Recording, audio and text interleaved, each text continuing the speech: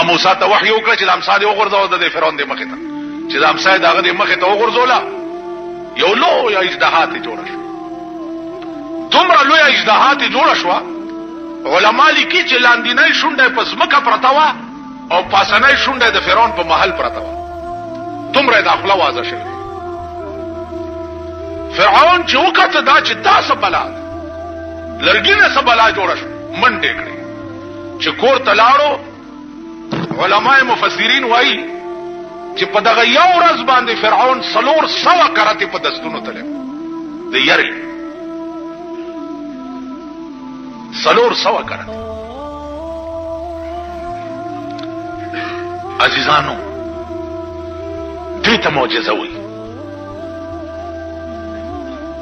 بیا دغه لرګی دی چې موسی علیه السلام ورته لاس کو نو بیا امسا شو.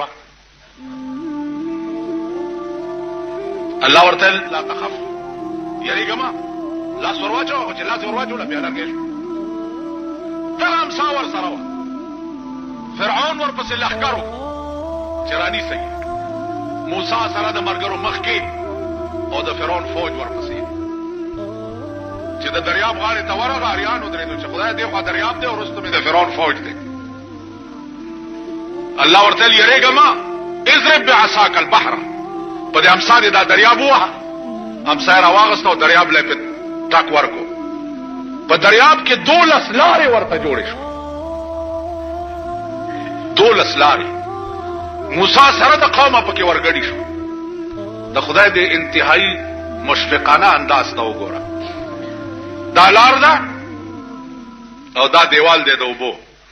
دا لار ده او دا دیوال دی د اوبو. 12 لارې. په دې لار کې زه روانم.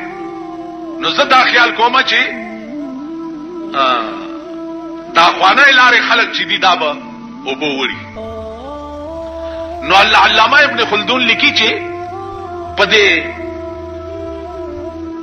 د اوبو په دې دیوال کې کړکۍ وشوي. نو دوی به په لار کې روانو او یو بل ته به قتل هم. قدرت د دوی دړنه هغه خوف هم لري چې هغه زمانه اخوا خلک چرته وړي دي.